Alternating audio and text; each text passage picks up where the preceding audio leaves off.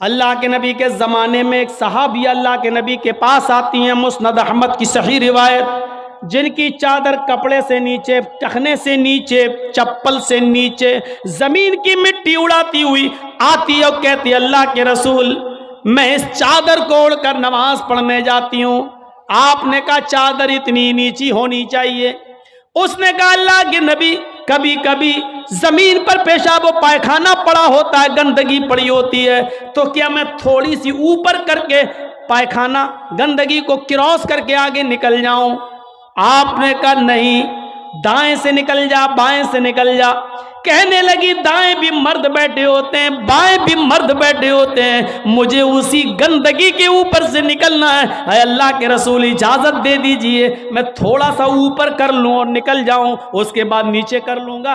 जब गंदगी को क्रॉस कर लूंगी तो चादर में नीचे कर लूंगी। अल्लाह के नबी कहते हैं अगर मर्द दाएं बैठे हैं, बाएं बैठे हैं, तो तू उसी गंदगी के ऊपर से निकल जा। कहने लगी अल्लाह के रसूल वो गंदगी मेरी चादर में लग जाएगी, आप मुझे ऊपर उठाने की इजाजत नहीं दे रहे हैं। टखने से ऊपर, चप्पल से ऊपर चादर उठाने की इजाजत क्यों नहीं दे देते? आपने कहा नहीं, चादर उठाने की इजाजत, चप्पल से भी ऊपर चादर उठाने की इजाजत नहीं दूंगा। कहा अल्लाह के रसूल फिर उस चादर में पेशाब और पायखाना लग जाएगा। आपने कहा लग जाने दे। कहने लगी हाय अल्लाह के रसूल उसी चादर को तो ओढ़कर मैं नमाज पढ़ती हूँ मस्जिद में। जब ऊपर औरतों का अलग इंतजाम होता है या पर्दे में औरतों का इंतजाम होता है तो मैं इसी चादर को ओढ़े ओढ़े नमाज पढ़ती हूँ। आपने कहा उसी चादर को ओढ़कर नमाज पढ़ ले। कहने लगी उसमें पेशाब और पायखाना लग जाएगा, क्या उसी और चादर को ओढ़कर नमाज पढ़ लूं?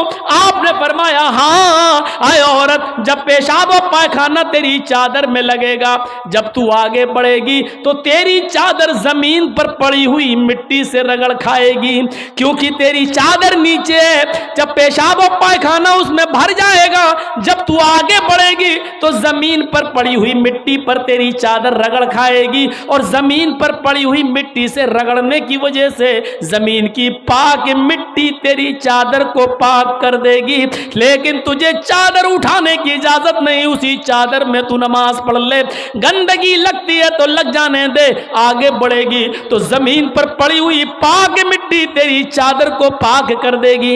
मेरे भाइयों, पेशाब और पायखाना देखकर भी अल्लाह के रसूल ने औरत को चादर उठाने की इजाजत नहीं दी। मेरी बहनों, तुम्हारे दिल कैसे गवारा कर लेते हैं। जलसों में भी चूड़ियां खरीदने के लिए, बैलून खरीदने के लिए, जलेबियां खरीदने के लिए तुम किस तरीके से लेडीज पिंडाल से निकलकर तुम बाजारों में घूम लेती हो। शर्म आनी चाहिए। तुम्हारे कलेजे और तुम्हारे दिल कैसे गवारा कर लेते हैं कि लड़के और लड़कियां एक जगह शॉपिंग करें, दुकानदारी करें, खरीदारी करें। ये तुम्हारे कलेजे, तुम्हारे ज़मीर कैसे गवारा कर लेते हैं।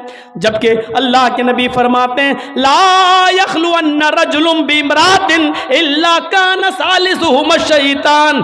कोई मर्द किसी औरत से तन्हाई में न मिले, कोई मर्द किसी औरत से अकेले में न मिले कि उसमें तीसरा शैतान होता है, उसमें तीसरा बहकाने वाला शैतान होता है। मेरे भाइयों, इस्लाम का कानून यही है, इस्लाम का निजाम यही है। एक औरत, उसका शौहर मर चुका है, औरत के पास बहुत ज्यादा पैसा है, वो हज करना जाना चाहती है, शौहर इंतकाल कर गया, अब औरत अकेले हज करने नहीं जा सकती है, जबकि मुस्तती है, साहिब इस्तिताअत है, हज करने जाना चाहती है, अच्छा काम करने जाना चाहती है। इस्लाम कहता है कि तेरा शौहर नहीं है तो भाई के साथ जा, भाई नहीं है तो बाप के साथ जा, बाप नहीं है तो बेटे के साथ जा, लेकिन किसी महरिम का होना जरूरी है, उसके साथ जा।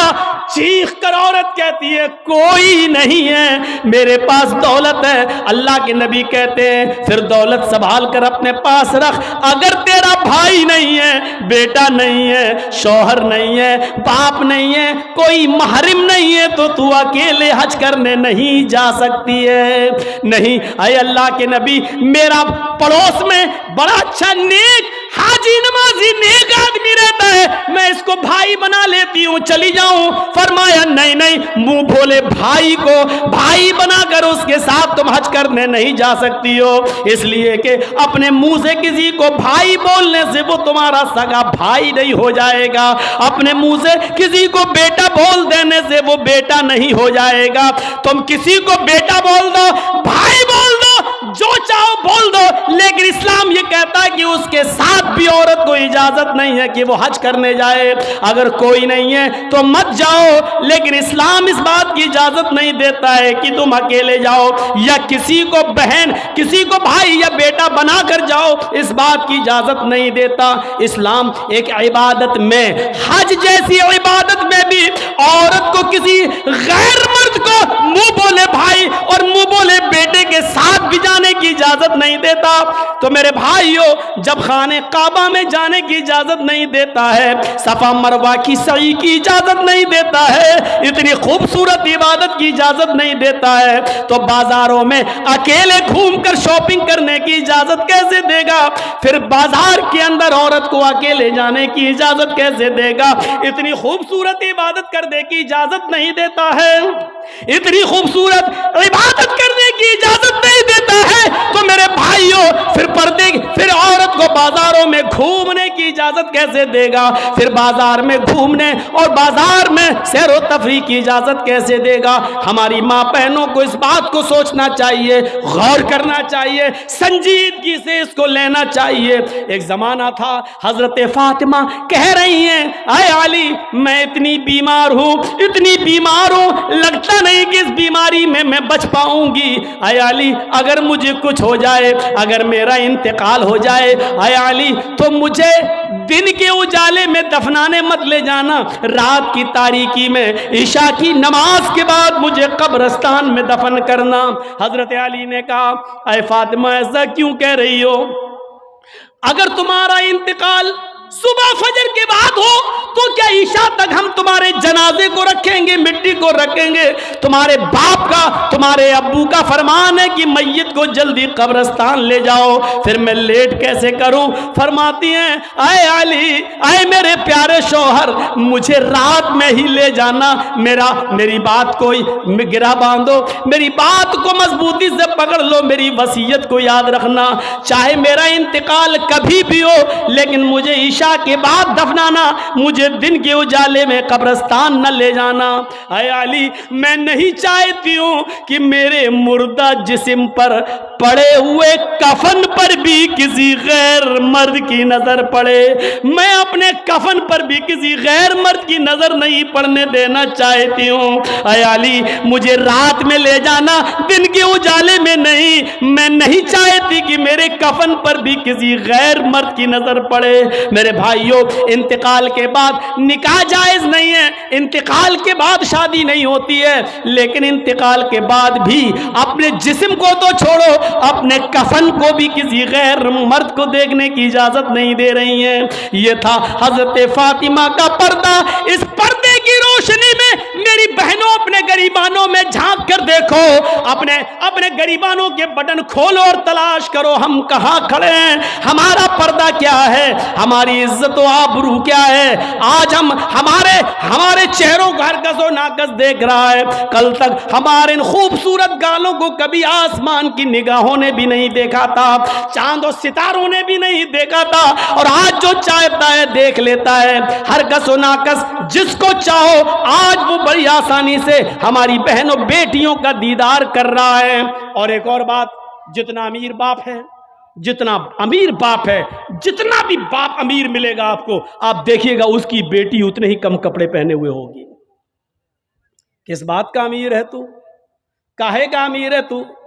अपनी बेटी को 5 मीटर का कपड़ा लाकर नहीं दे सकता है तो काहे का अमीर है तू?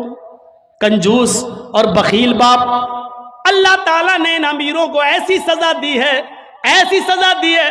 कल तक ये गरीबों की लड़कियों को डांस कराया करते थे, आज अल्लाह ताला ने इन अमीरों की लड़कियों के जिस्मों से कपड़े उतार कर उनको लोगों की नजरों को दीदार करने पर मजबूर कर दिया। आज इन अमीरों की लड़कियों के जिस्मों से कपड़े उतरवा कर आज गरीब इन लड़कियों को देख रहे हैं, उनका नजारा कर रहे हैं। आज अमीरों को अल्लाह ने ये सजा दी है। आज वो फैशन समझते हैं कि मेरी बेटी फैशनेबल कपड़े पहने हुए हैं। नहीं नहीं मेरे भाइयों, मेरी भाइयों, आप अपनी बहनों के जिम्मेदार हैं। अल्लाह के नबी ने फरमाया कि जिस लड़की का बाप, जिसकी बेटी बेपर्दा घूमे, वो बाप दयूस है। जिसकी बहन बेपर्दा घूमे, वो भाई दयूस है। जिसकी बेटी बेपर्दा घूमे, वो बाप दयूस है। जिसकी बीवी बेपर्दा घूमे, वो शौहर दयूस है। गौर करो कितनी साफ लफ्जों में, कितने साफ लफ्जों में अल्लाह के नबी ने फरमाया, जिसकी बहन बेपर्दा घूमे वो भाई दयूस, जिसकी बेटी बेपर्दा घूमे वो बाप दयूस, जिसकी बेटी बेपर्दा घूमे वो बाप दयूस, जिसकी बीवी बेपर्दा घूमे वो शौहर दयूस। अब दयूस का माना अगर हम समझ जाएं तो सारा मामला हल हो जाए। दयूस, दयूस का ये तो अरबी लफ्ज है ना, इसका उर्दू में तर्जमा होता है, सुनने की ताकत है, सुनेंगे। दयूस का मतलब होता है भड़ुआ। और भड़ुआ किसको कहते हैं बताने की जरूरत नहीं, जानते होंगे। भड़ुआ कहते हैं उसको जिसने अपनी बहन, बेटी या बीवी या माँ को गलत काम करने के लिए किसी अड्डे पर बिठा दिया हो, चकले पर बिठा दिया हो और उनसे गलत काम करवाता हो और उनकी कमाई खाता हो। अरबी जबान में इसको दयूस कहते हैं और उर्दू में इसको भड़ुआ कहते हैं।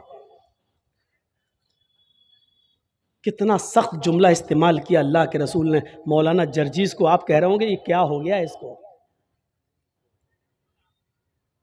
अल्लाह के नबी ने कहा जिसकी मां बेपर्दा घूमे और बेटा अपनी मां की बेपर्दगी पर कुछ ना बोलता हो वो बेटा भड़ुआ। जिसकी बीवी बेपर्दा घूमे और शौहर अपनी बीवी की बेपर्दगी पर कुछ ना बोले वो शौहर भड़ुआ। जिसकी बहन बेपर्दा घूमे और वो भाई अपनी बहन की बेपर्दगी पर खामोश रहे वो भाई भड़ुआ। और जिसकी बेटी बेपर्दा घूमे और बाप अपनी बेटी की बेपर्दगी पर खामोश रहे वो बाप भड़ुआ। दयूस कह दो मौलाना चलेगा, भड़ुआ मत कहो, अच्छा नहीं लग रहा है। हम कब कह रहे हैं कि अच्छा लग रहा है? हमको अच्छा लगाना कब है? जब अच्छा ही लगने लगे तो फायदा क्या है? इंजेक्शन ऐसे लगाओ दर्द ना हो। बात साहब ऐसा हो सकता है कि इंजेक्शन लगे और दर्द ना हो? इंजेक्शन भी लगवाना चाहते हो और दर्द भी नहीं चाहते हो, तब तो होम्योपैथिक दवा ले लो, मीठी गोलियां खा लो जो मरने के बाद फायदा करती है।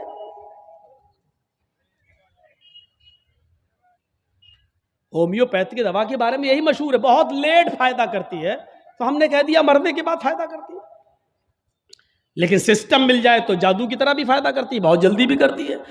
तो जब आपको मीठी गोलियां ही खाना है होम्योपैथिक दवा, तो फिर मत कराओ तकरीरें, और तकरीर करा रहे हो तो सुनो, सुनना पड़ेगा। कितने लोग हैं आज जो अपनी बीवी की बेपर्दगी पर सवाल उठाते हैं? कितने ऐसे हैं जिनकी बेटियां आज बेपर्दा घूमती हैं और वो बाप अपनी बेटियों को डांटते हैं? अगर माँ बाप अपनी बेटियों को सही से जिम्मेदारी निभाने लगे तो आज एक भी लड़की के पास एंड्रॉयड मोबाइल ना हो। हमारी 18-20 साल की लड़की जिसकी शादी नहीं हुई घर पे रहती है, उसके हाथ में एंड्रॉयड मोबाइल चीख चीख के बता रहा है कि बाप की तरबियत में कमी है, बाप अपनी बेटी पर पूरा का पूरा हुक्मरान नहीं है, हाकिम नहीं है। या ये कह रहा है बेटी के हाथ में वो एंड्रॉयड मोबाइल चीख चीख के कह रहा है ये बाप ना कह रहा है, बेटी के आगे बाप की नहीं चल रही है, बाप मजबूर हो चुका है। मेरे भाइयों, अगर बाप मजबूर ना होता तो बेटी के हाथ में एंड्रॉयड मोबाइल नहीं होता। क्या जरूरत है बेटी के हाथ में देने की? वो तो घर में रहती है, क्यों चलाएगी साहब? आपकी बेटी 18-20 साल की क्यों फेसबुक चलाएगी, क्यों व्हाट्सएप चलाएगी, क्यों मैसेंजर चलाएगी? और आप कैसे अपनी बेटी को फेसबुक और मैसेंजर और व्हाट्सएप चलाने के लिए ढील दे सकते हैं? कैसे? आपका ये दिल कैसे गवारा कर लेता है? आप जिम्मेदार हैं। हमारी ये बेटियां कल बच्चों की माएं बनेंगी। शादी के बाद इनको अपने बच्चों की तरबियत करना है। मां के कदमों के नीचे जन्नत बताई गई है। हालांकि ये कोई हदीस नहीं है, एक मकूला है, लेकिन बच्चे अपने मां के कदमों के नीचे जन्नत कैसे ढूंढें? ये आजकल की मां के कदमों के नीचे जन्नत है? जिसको खुद नहीं मालूम कि कदम मेरे कहां हैं, उसके कदमों के नीचे बच्चे जन्नत ढूंढेंगे? हमें सोचना है, हमें अपनी बेटियों की तरबियत करना है। इमाम अहमद इब्न हंबल अपनी मुस्नद के अंदर एक वाकया नकल करते हैं कि एक सहाबिया थी, उनके घर में एक बच्चा पैदा हुआ। एक सहाबिया थी, उनके घर में एक बच्चा पैदा हुआ। जब बच्चा पेशाब करता था तो पानी का लोटा उस बच्चे की शर्मगाह पे डाल देती थी। जैसी बच्चे ने पेशाब किया वो पानी लाती और शर्मगाह पे डाल देती। वो सहाबिया कहती हैं, मेरा बेटा जब चलने के लायक हुआ, पहला दिन था उसका चलने का, पहला दिन था मेरे बेटे के चलने का, पहला दिन था मेरा बेटा खड़े होकर जब चला, मेरे बेटे को जब पेशाब की जरूरत महसूस हुई तो उसने पानी का बर्तन देखना शुरू कर दिया।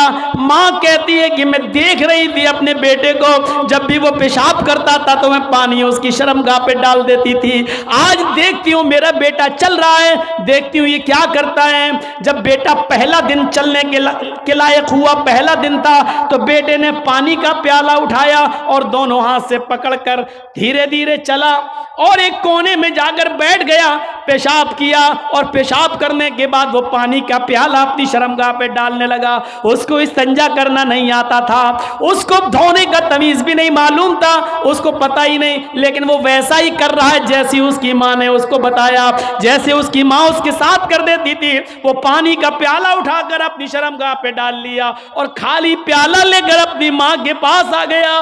माँ की आंखों में आंसू आ गए, आसमान पर नजर डालकर कहती है, फुज़ तो बिरब्बिल काबा, काबे के रब की कसम में कामयाब हो गई, अल्लाह की कसम में कामयाब हो गई। अपने बच्चे को जो सिखाना चाहती थी मेरे बच्चे ने वो सीख लिया।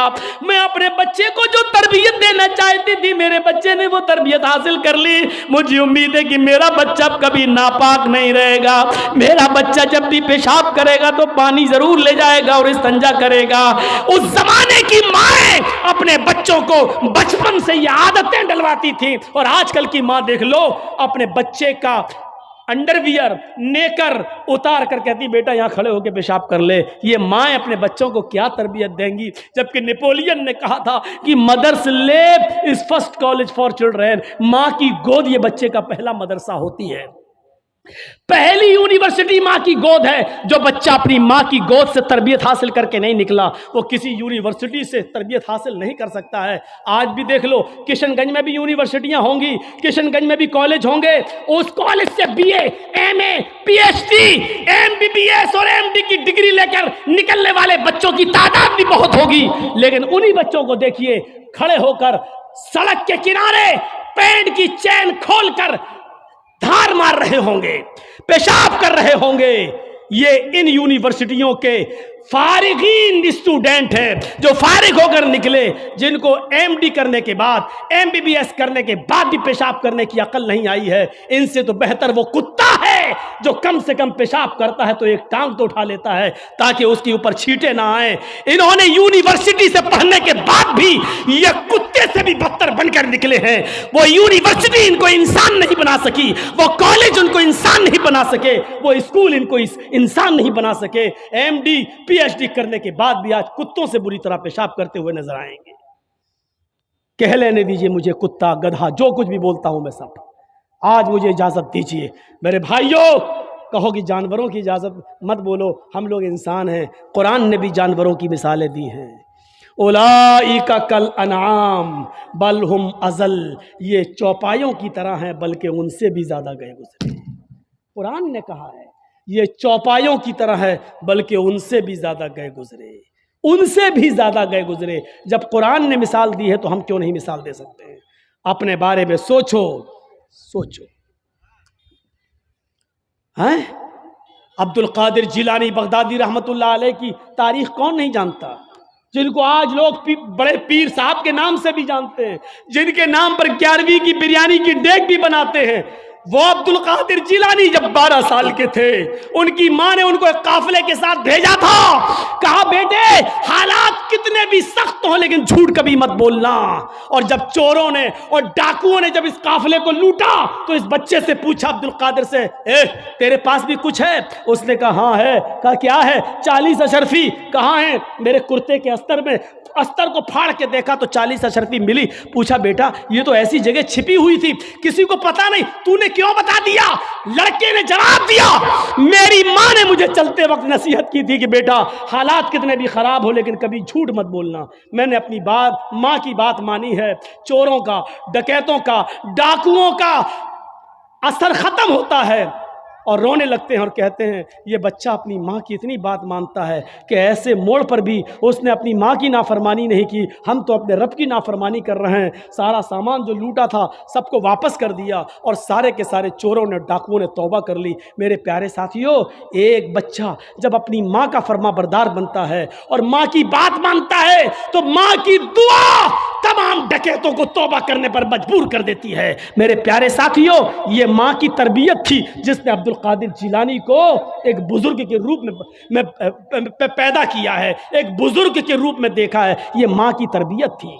और एक उस माँ की तरबियत पर नजर डालो कि जब सुल्तान डाकू को फांसी हुई, जब सुल्तान डाकू को फांसी के तख्ते पर लटकाया गया तो उससे पूछा गया तुम्हारी आखिरी तमन्ना क्या है? उसने कहा मेरी आखिरी तमन्ना यह है कि मेरी फांसी मेरी माँ के सामने मुझे दी जाए। उसकी माँ को बुलाया गया, कहा तेरा बेटा तेरे आंखों के सामने मरना चाहता है। सुल्तान डाकू की माँ की आंखों में आंसू आ गए। पुलिस वालों ने पूछा आखिर माँ के सामने तुम क्यों मरना चाहते हो? उसने कहा ताकि मेरी माँ देखे मौत के वक्त पैर कैसे तड़पते हैं, हाथ कैसे तड़पते हैं और रूह कैसे निकलती है। कहा लेकिन तुम इसके लिए माँ को क्यों मजबूर करके लाए हो? फरमाया पुलिस वालों तुम नहीं जानते हो, जब मैं 8 साल का था, 10 साल का था, मेरी माँ ने मुझसे एक अंडा मंगवाया था।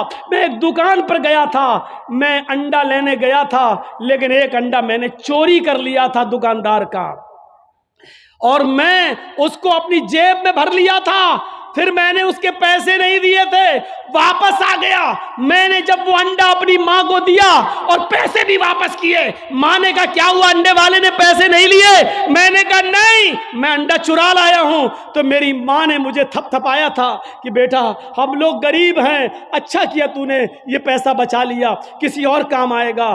फिर यहीं से मुझे चोरी की आदत पड़ती है, मेरे हौसले बढ़ते हैं, फिर मैं डाकू बनता हूं। फिर मैंने लोगों का माल लूटा और जब लोगों ने नहीं दिया तो मैंने उनकी जानें ली। फिर मैं बहुत बड़ा लुटेरा बन गया और इतना बड़ा लुटेरा बना के पकड़ा गया और कानून ने मुझे फांसी की सजा दी। अगर मेरी माँ ने मुझे अंडा चुराते वक्त जब मैं घर पे लाया था उसी वक्त एक थप्पड़ मारा होता और अंडे वाले को देकर माफी मांग ली होती तो आज मैं इतना बड़ा चोर नहीं बनता, आज इतना बड़ा मैं डाकू नहीं बनता, आज मैं इतना बड़ा लुटेरा नहीं बनता। ये मेरी माँ की तरबियत थी जिसने मुझे फांसी के तख्ते पर चढ़ा दिया। इस्लाम दीन मुअतदिल है। मुअतदिल जानते हो? इस्लाम नमाज का हुक्म तो देता है लेकिन पूरा दिन और पूरी रात मुसल्ला बिछा के नमाज पढ़ने की इजाजत आपको नहीं देता है। इस्लाम आपको रोजा रखने का हुक्म तो देता है लेकिन कंटिन्यू और मुसलसल 12 महीने हर रोज रोजा रखने की इजाजत आपको नहीं देता है। इस्लाम आपको ज़कात देने का हुक्म तो देता है लेकिन अपना सारा माल अल्लाह की राह में लुटा देना और खुद फकीर बन जाना, गरीब बन जाना, इसकी इजाजत इस्लाम आपको नहीं देता है।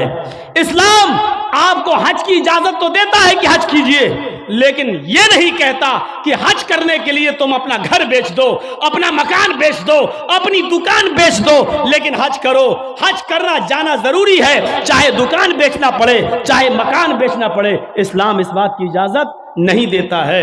इसी तरीके से इस्लाम नमाज पढ़ने का हुक्म देता है, लेकिन इबादत बच्चों का हक मारकर, बीवी का हक मारकर, कमाना धमाना छोड़कर, मेहनत और मजदूरी करना छोड़कर, मस्जिदों में, खानकाहों में, जंगलों पर, मज़ारों पर या किसी जगह बैठकर अल्लाहू अल्लाहू करने की इजाजत ये इस्लाम नहीं देता है। इसीलिए फरमाया फैज़ा कुज़ियतिस सलातु फंतशिरू फिल अर्ज़ वब्तगू मिन फज़लिल्लाह। दिनों में सबसे अच्छा दिन जुमे का दिन है, लेकिन जुमे का दिन भी पूरी की पूरी इबादत का दिन नहीं है। सबसे आला और अफजल दिन जुमे का है, लेकिन जुमे का दिन भी पूरा का पूरा सुबह से शाम तक अल्लाह की इबादत में नहीं लगा सकते हो। जब जुमे की नमाज पढ़ लो, जब जुमे की नमाज पूरी कर ली जाए, फंतशिरू फिल अर्ज़, तो हमारी जमीन में फैल जाओ, वब्तगू मिन फज़लिल्लाह, हमने जो रिज़्क़ उतारा है उसको तलाश करो, मेहनत करो, मजदूरी करो, रिक्शा चलाओ, दुकान पे बैठो, हलाल रोजी जो हमने उतारी है उसको कमाओ और अपने बीवी बच्चों को खिलाओ। जुमे का दिन सबसे बड़ा दिन, जुमे का दिन सबसे अफजल दिन, जुमे का दिन सैयदुल अय्याम, तमाम दिनों में सबसे बेहतर, तमाम दिनों का सरदार है जुमे का दिन। लेकिन इसके बावजूद अल्लाह के रसूल ने पूरा का पूरा दिन इबादत का नहीं रखा है। और क्या फरमाया, जब जुमे की नमाज हो जाए, जुमा पढ़ लो, तो अब निकलो मस्जिद से, अब मस्जिद में मत बैठो। सुभान अल्लाह अल्हम्दुलिल्लाह का वजीफा नहीं, तुम्हारी बीवी है, तुम्हारे बच्चे हैं, उनके लिए मेहनत करो, कमाओ, रिक्शा चलाओ, मेहनत करो, मजदूरी करो और शाम तक मेहनत मजदूरी करके कमा कर लाओ और अपनी बीवी बच्चों को खिलाओ। ये भी इबादत है। मेरे प्यारे साथियों, इस्लाम ने आपको सिर्फ अल्लाहू अल्लाहू करने के लिए नहीं भेजा है।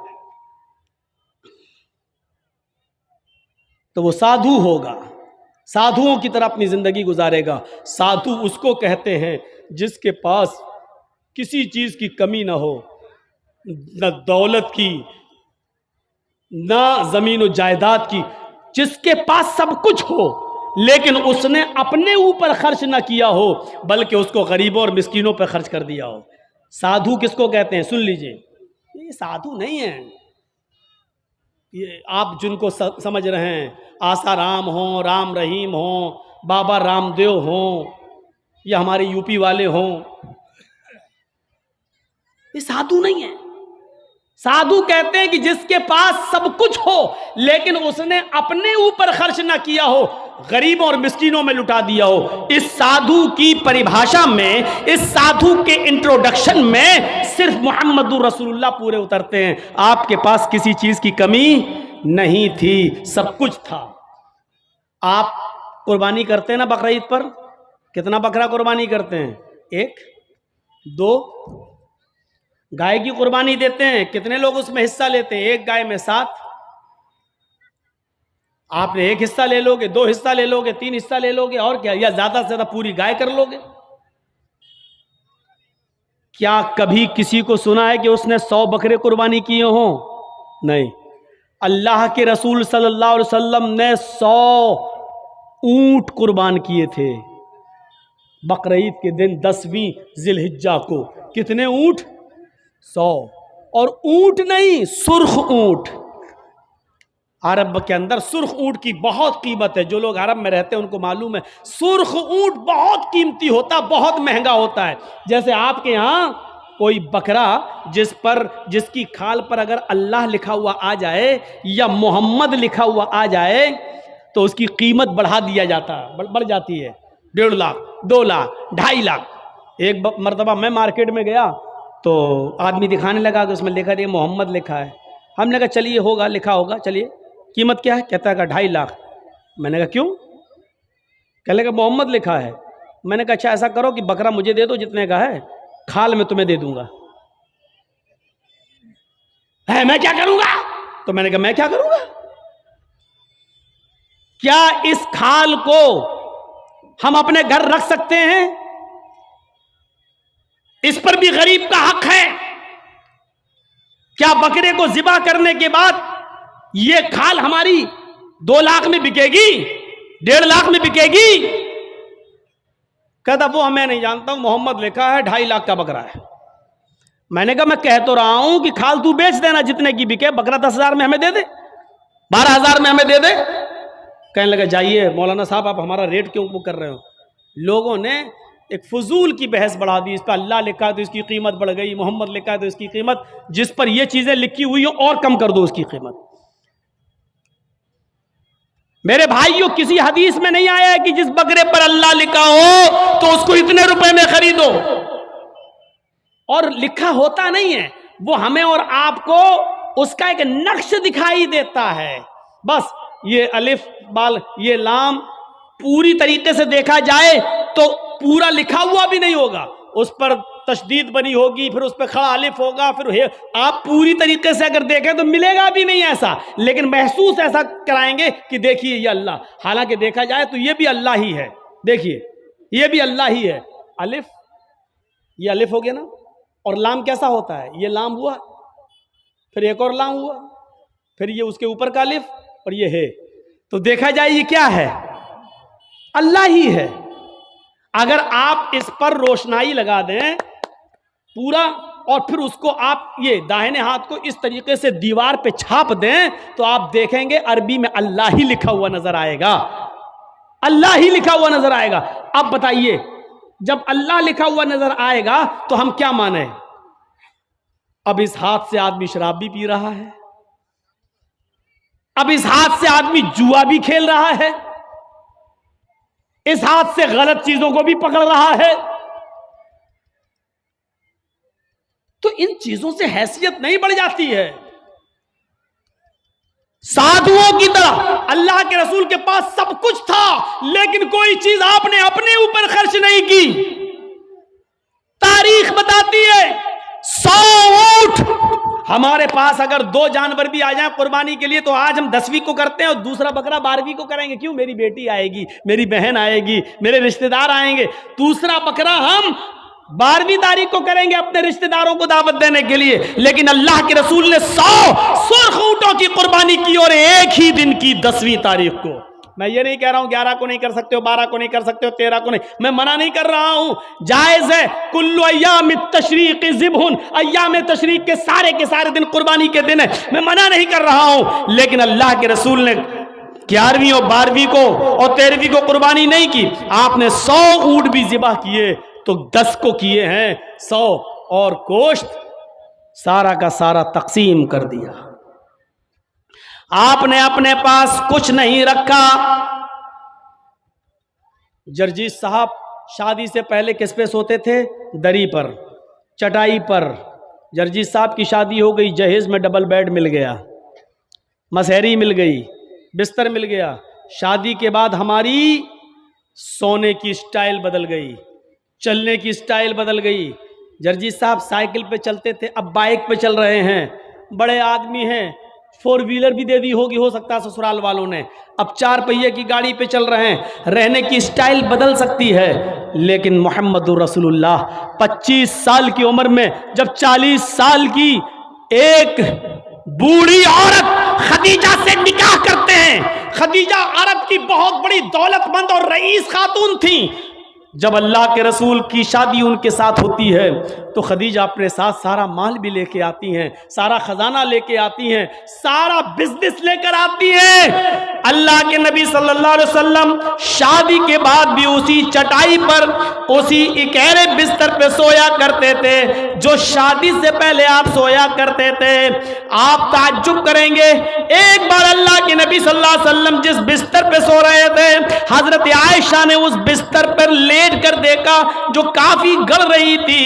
फरमाया अल्लाह के नबी को ये बिस्तर कितना गड़ता होगा, कितना चुभता होगा। हजरत आयशा ने उस बिस्तर को दोहरा कर दिया, दोहरा इकहरा था उसको दोहरा कर दिया ताकि थोड़ा सा नरम हो जाए। अल्लाह के नबी उस बिस्तर पे सो जाते हैं, तहज्जुद की नमाज में नहीं उठ पाते हैं। जब आंख खुली तो फजर का वक्त था, फजर की नमाज पढ़ाने के बाद जब घर पे आते हैं तो पूछते हैं आयशा तुमने बिस्तर पर ऐसी कौन सी चीज बिछा दी थी? आयशा, तुमने बिस्तर पर ऐसा क्या बिछा दिया था? आज मुझे नींद आ गई और मैं रात में अल्लाह की इबादत न कर सका, तहज्जुद के अंदर उठ नहीं सका। फरमाया, अय अल्लाह के नबी, बिस्तर के नीचे तो मैंने कुछ नहीं बिछाया, वो बिस्तर जो इकहरा था उसको मैंने दोहरा कर दिया। मैंने लेट कर देखा, आपको कैसे नींद आती होगी, वो तो काफी चुभ रहा था, काफी गड़ रहा था, मैंने उसको दोहरा कर दिया। फरमाया, आयशा ऐसा मत करो, जैसा बिस्तर पहले बिछाती थी उसी तरह बिछाओ, बिस्तर को इकहरा रहने दो, मेरी पीठ पर गड़ता है तो गड़ने दो, मेरी पीठ पर चुभता है तो चुभने दो। जब बिस्तर गड़ता था, चुभता था तो मेरी आंख खुल जाती थी और मैं रात में उठकर तहज्जुद की नमाज पढ़ लिया करता था, अल्लाह को याद कर लिया करता था। आयशा, आइंदा बिस्तर उसी तरह बिछाओ, मेरे लिए आराम का ऐसा इंतजाम न करो कि बिस्तर पर मुझे नींद आ जाए और फिर मैं उस रात में उठकर अल्लाह को याद न कर सकूं, उस रात उठकर मैं अल्लाह को का जिक्र न कर सकूं, तहज्जुद की नमाज न पढ़ सकूं। आयशा, अल्लाह ताला को रात की तारीकियों में याद करने का मजा कुछ और है, जब सारी दुनिया सो रही होती है और मेरी करवट, मेरी कमर नरम गरम बिस्तरों से अलग होती है और सजदे में सर होता है, तो उस वक्त का मजा कुछ और होता है कि सारी दुनिया ख्वाबे खरगोश में मस्त है और अल्लाह का एक बंदा अपने रब से अजाब जहन्नम की पनाह मांग रहा है, जन्नत का सवाल कर रहा है, रात की तारीकी में अपना सर सजदे में रख के उसको मालिक और अपने आप को अल्लाह का गुलाम बना रहा है। आयशा, तुमने बिस्तर को ऐसे बिछा दिया कि इस बिस्तर पर मुझे इतनी नींद आ गई कि मैं रात को उठ नहीं सका।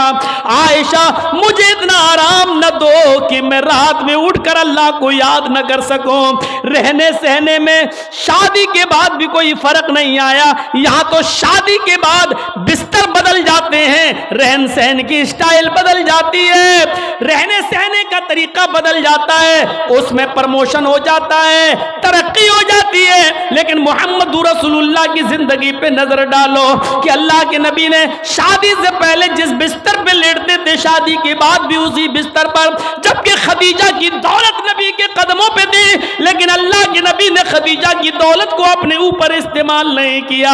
खदीजा जो दौलत लेकर आई, उस दौलत को भी अल्लाह के रसूल ने दीन के काम में, गरीब और मिस्कीनों में लुटा दिया। मेरे भाइयों, हमें देखना है कि साधु कौन है। साधु उसको कहते हैं जिसके पास सब कुछ हो, दौलत की कमी ना हो, लेकिन उसने अपने ऊपर कोई चीज खर्च न की हो, सब गरीबों और मिस्कीनों में लुटा दिया हो। इस तारीफ का सही हकदार सिर्फ जनाब मोहम्मद रसूलुल्लाह सल्लल्लाहु अलैहि वसल्लम है। आपके पास किस चीज की कमी थी? लोग कहते बहुत गरीब थे, ये थे, नहीं, अल्लाह के रसूल से ज्यादा कोई अमीर था? अल्लाह ने कहा था, कहो तो इस पहाड़ को हम सोने का बना दें, और ये ओहद पहाड़ जब सोने का बन जाए तो जहां आप चलें ये पहाड़ भी आपके साथ चले। लेकिन अल्लाह के नबी ने अल्लाह ताला के इस फरमान को, इस गुजारिश, अल्लाह ताला के इस हुक्म को नाफिज होने के बाद मना कर दिया कि नहीं नहीं, अय अल्लाह, मुझे दुनिया में आराम नहीं, सोना नहीं चाहिए, चांदी नहीं चाहिए, बल्कि आपने फरमाया, अल्लाहुम्मा जअलनी फी हयाती मिस्कीना, अय अल्लाह, दुनिया में मुझे जितने दिन जिंदा रख, मिस्कीन बना के जिंदा रखना। अय अल्लाह, जब मुझे मौत आए तो हालत मिस्कीनी में मुझे मौत आए, और अय अल्लाह, कल कयामत के दिन जब मैं उठाया जाऊं तो फकीरों में और मिस्कीनों ही में मैं उठाया जाऊं। ये अल्लाह के रसूल की दुआ थी, जबकि अल्लाह ताला तो ओहद पहाड़ को सोने का बनाने के लिए तैयार था। नबी अकरम जहां चलते पहाड़ आपके साथ साथ चलता, लेकिन अल्लाह के रसूल ने पहाड़ को सोने का बनाने से मना कर दिया और कहा कि मुझे दुनिया के ऐशो आराम नहीं चाहिए। हजरत अब्दुल्ला इब्ने उमर ने बिस्तर पर लेटकर देखा तो कहा, अल्लाह के नबी ये क्या है? जब अल्लाह के नबी उस बिस्तर पर सो के उठे तो देखा कि उस निशान पड़ गए। आप किसी खुरदुरी चटाई पर लेटिए, नंगी पीठ, जब आप उठेंगे तो चटाई के निशान आपकी पीठ पर पड़ जाएंगे। अल्लाह के नबी की पीठ पर जब निशान पड़े तो हजरत अब्दुल्ला इब्ने उमर ने जब ये देखा तो चीख पड़े, आए अल्लाह के रसूल, आप तो यहूदो नसारा तो नरम गरम बिस्तर पर सोएं और आप जो हैं ऐसी चटाई पर जिससे आपके निशान पड़ जाएं। नहीं नहीं, आज के बाद आप इस चटाई पर नहीं सोएंगे। आपने कहा फिर लवित्तखज़ना लकवतान, आज हम आपके लिए एक नरम गरम बिस्तर बना देंगे, नरम गरम गद्दे का इंतजाम कर देंगे, आप उसके ऊपर सोना। अल्लाह के नबी सल्लल्लाहु अलैहि वसल्लम ने फरमाया नहीं, आए अब्दुल्ला मेरे लिए नरम गरम बिस्तर का इंतजाम मत करना। माली वलिद दुनिया माना फिद दुनिया इल्ला कराकिबिन इस्तज़ल्ला तहत शजरा थुम्मा राहा। नहीं नहीं, आए अब्दुल्ला मेरे लिए नरम गरम बिस्तर नहीं, मैं तो इस दुनिया में एक मुसाफिर की तरह हूं। जैसे मुसाफिर थक जाता है तो एक सायादार दरख्त के नीचे आराम करने के लिए बैठ जाता है, थोड़ा पानी पीता है, सस्ताता है और फिर उठ के चल देता है। मैं भी इस दुनिया में एक मुसाफिर की तरह हूं, चंद दिन रहूंगा और फिर ये दुनिया छोड़ के चला जाऊंगा, फिर इस दुनिया से मैं निकल जाऊंगा। मैं तो एक मुसाफिर की तरह हूं। नहीं नहीं, एक हदीस में आता है आपने हजरत उमर को सख्ती से मना किया था, मेरे लिए नरम गरम बिस्तर न बनाना।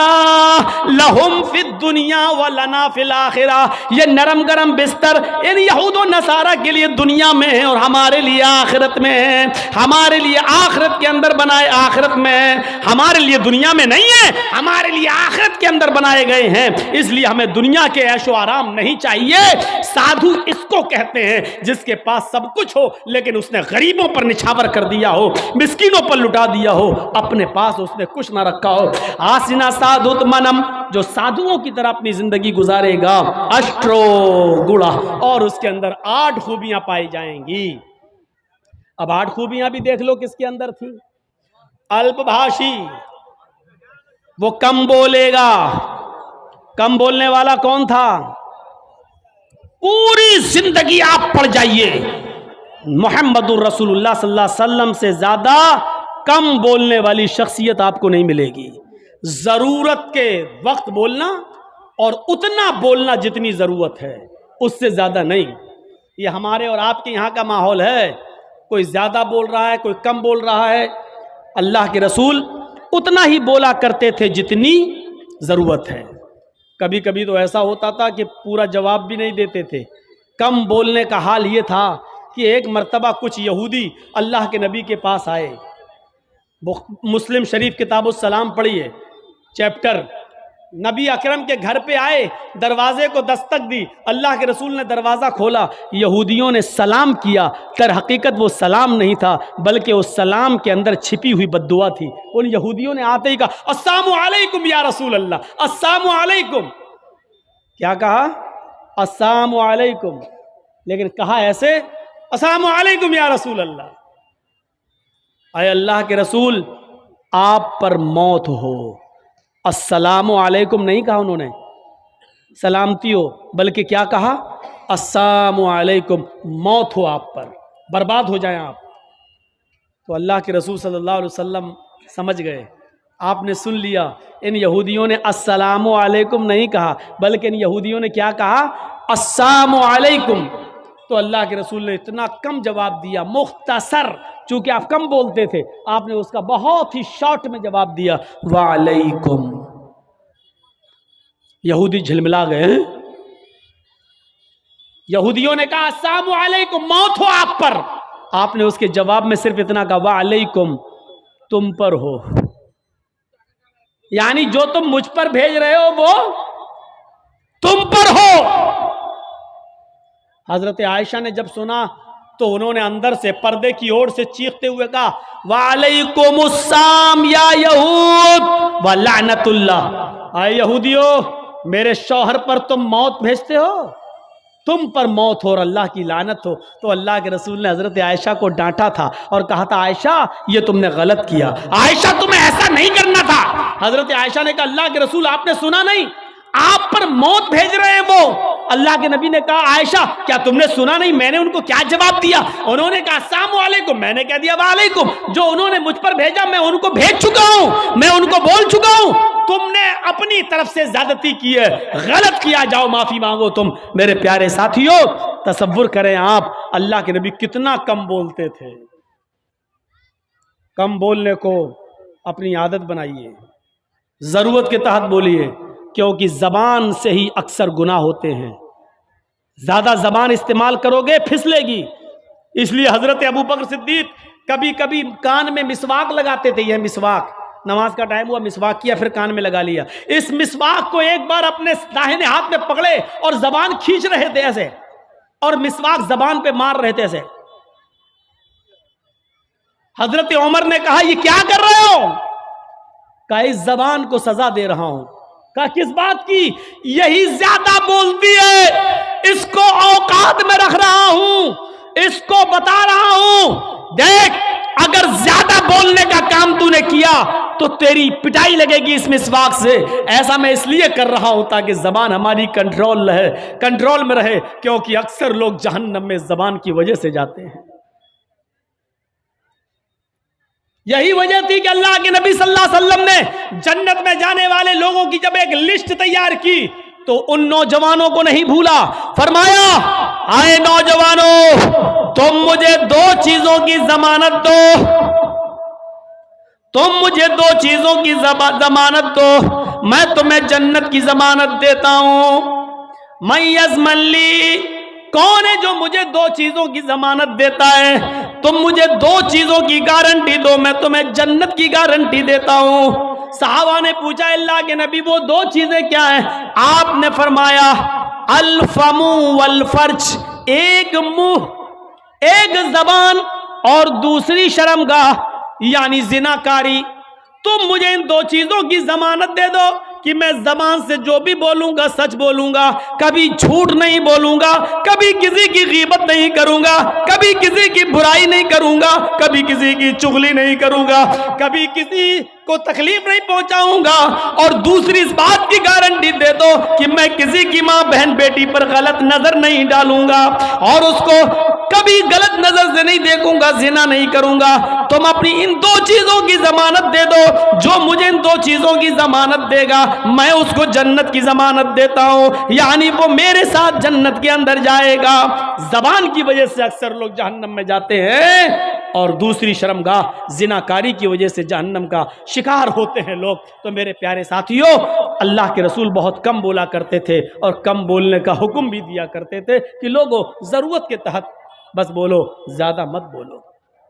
बहुभाषिता, मुस्तकबिल की बातें बताएंगे, इसमें कोई शक नहीं कि अल्लाह के नबी ने भविष्य की बहुत सी बातें बताई, मुस्तकबिल की बहुत सी बातें बताई।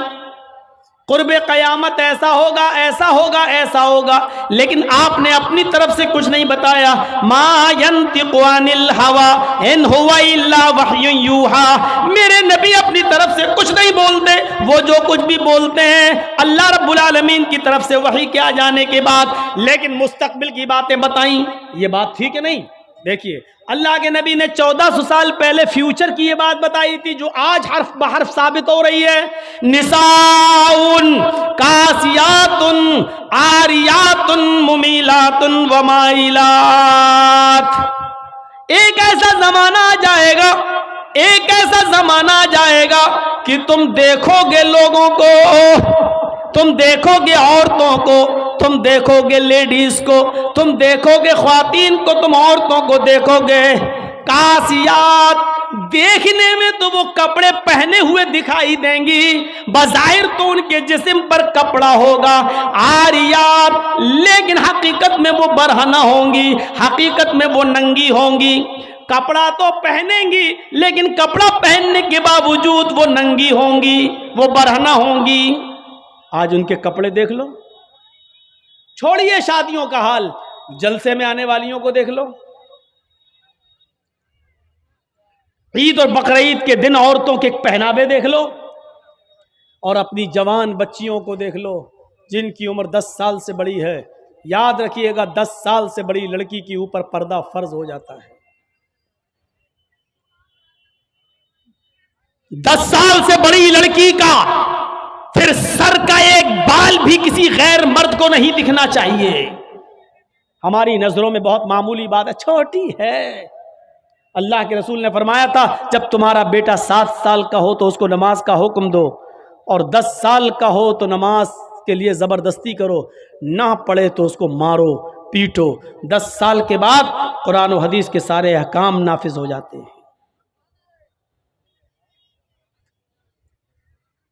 आजकल 10-11 साल की लड़कियां बालिग हो रही हैं, टीवियों पर सीरियल ऐसे आ रहे हैं, मोबाइलों में ऐसी ऐसी वाहियात चीजें यूट्यूब वगैरह पर, फेसबुक पर आ रही हैं कि इनको देखकर हमारी लड़कियां जो कभी 16-17 साल में बालिग होती थीं, आज 11-12 साल की उम्र में बालिग होने लगी हैं। और यानियत फैल चुकी है, शर्म हया ताक पर रखी जा चुकी है। वरना तसव्वुर कीजिए, एक कपड़ा जो जिस्म से चिपका हो, आपके पैरों से चिपका हुआ हो, और वो कपड़ा आपके घुटने और रान से होते हुए आपकी कमर तक आए, जिसको आप लेगी कहें, और इसके ऊपर एक कुर्ती पहन ली जाए और इस तरीके से मार्केट में, बाजार में शॉपिंग की जाए, ऐसी औरत को आपकी नजर में फैशन परस्त कहा जा सकता है, लेकिन मोहम्मदुर रसूलुल्लाह की नजर में ये लड़की, ये औरत नंगी है, नंगी है, नंगी है। ये कपड़े, भैया जिसको जाना हो जल्दी जाओ यहां से, और जिसको उठना हो अभी उठ जाओ। ड्रामा करके रख लिया है। और भी अभी जिसको जाना हो चले जाओ, अभी बाद में मैं नहीं उड़ने दूंगा, चाहे पेशाब यही निकल जाए। जाइए अभी निकल जाइए जिसको जाना हो। आरियात हमारी नजरों में फैशन परस्त हैं, लेकिन अल्लाह के रसूल ने ऐसी औरतों को क्या कहा? नंगी। मैंने नहीं कहा, पूछो इन उलमा से आरियात का मतलब क्या होता है। कासियात कपड़े पहनेंगी, आरियात लेकिन नंगी होंगी। ऐसी औरतों के बारे में कहा है नंगी होंगी। ये हाफ आस्तीनों के कपड़े यहां चल रहे हैं, ये खुला हुआ है। साड़ियां चल रही तो ऐसी कि यहां तक का ब्लाउज पहने हुए हैं, ये खुला है, पेट खुला हुआ है।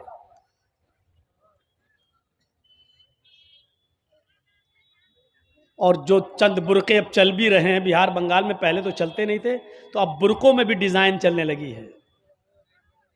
कड़े हुए बुरके, डिजाइनदार बुरके। अब एक बात बताइए, बुरके को आप एक तो डिजाइनदार बना रहे हैं, और दूसरा जब औरत या लड़की जब बुरका ओढ़ती है तो सीने पर फूल बना दिए आप। ये बताइए यहां फूल बनाने की क्या जरूरत थी? जब वो पहनती है तो फूल सीने पर, और वो लड़की ने ये बुरका खरीदा क्यों? इसका मतलब क्या है कि वो भी इसलिए खरीद रही है ताकि मेरे फूलों पर नजर। ये सुनना पड़ेगा, तुम्हें नहीं, तुम्हारे बाप को भी सुनना पड़ेगा। जब तक मैं इस कुर्सी पर हूं, ये अथॉरिटी, ये पावर मुझे इस्लाम ने दिया है, सुनना पड़ेगा। क्यों खरीदा है उसने ये बुरका? यूपी साइड में आ जाओ, लखनऊ के बुरके देख लो, बंबई के देख लो, हैदराबादी बुरके देख लो। कसम खुदा की अब बुरके बुरके नहीं रह गए। अब 60 साल की बुढ़ी भी ओढ़ ले तो ऐसा लगता है जैसे वो 18 साल की लड़की जा रही है। ये बुरके एक बार सच्चा वाकया है। 60, 65, 70 साल की बुढ़िया ऐसा ही बुरका ओढ़ के चेहरा छुपा के जा रही थी धीरे धीरे। भाई बुढ़ी थी, वो धीरे धीरे चल रही थी, तो एक लड़का उसका पीछा करने लगा।